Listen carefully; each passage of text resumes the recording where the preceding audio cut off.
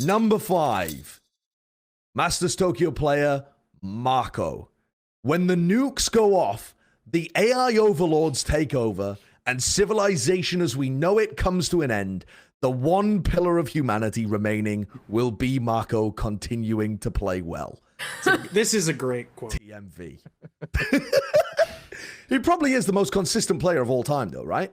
Like, I can't think of a single tournament that he's played badly. Yep.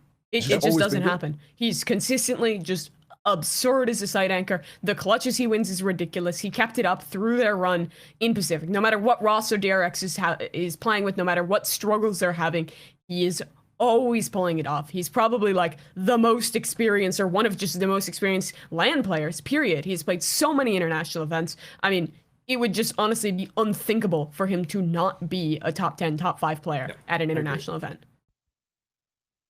Well, let's have a look. Oh, at the number 4 position, we have Leo. Has a lineup for literally everything. Hands down the best initiator in the world right now, says Tom Biz. And I agree. He is an absolute elite talent. I mean, I can't think of a player that's a more all-round package, to be honest. Like, everything. The utility usage is always perfect. His team play, the way that he plays off people, is like rifle little like movement taps are super good. Why was the Aslan highlight being played? It was I think because he spilled water all over himself. Oh, okay. he drank his water and just spilled it all down his front. Surprise, Aslan is number 3. He snuck in there. Yeah, Leo's also just been really good when he shows up to LAN as well. He was their best player of lock-in, honestly. I think he was should have been the MVP of that event. I don't know if he actually ended up being. So yeah, probably. The 3rd best player of Masters Tokyo is Les. I was real finally got an America's player. I was real concerned for a minute. I was like, there's no way they don't put this guy in a top 10. We finally have an America's player. Maybe the most clutch player in the world right now. Rolled face in playoffs, says Paper Thin. Yeah, Les has just been in unbelievable form. Like, I think he was also their best player at lock-in, wasn't he? I feel like he was. Yeah, he was up there. Yeah. He was definitely at champs last year when they won. Yeah. He's been their best player the whole time.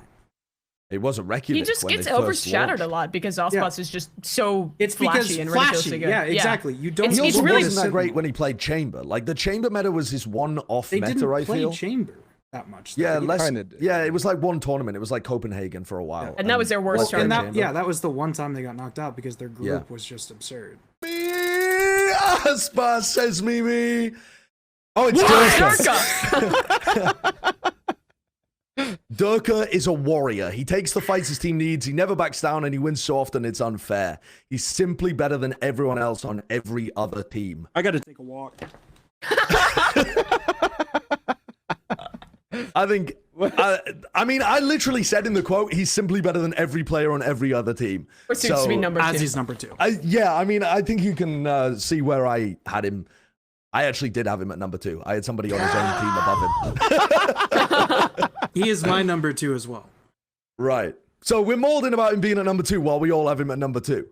Yes. I have reasons, though. The rest of you do. I mean, how do you know? We might have reasons. Not as good as mine. What's your reason? Okay. What's your reason? I can't. Once we go to the individual. All right. You'll see. Okay. Fair enough. Number 1 player at Masters Tokyo is Aspas. You can call him a one-trick player, but he can destroy you with that trick. A magician who can change the outcome of a match and a series, says Alan.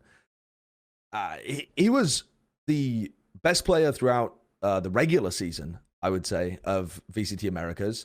And then in playoffs, I feel like it was great to see him just showcase his amazing rays again. And also Neon.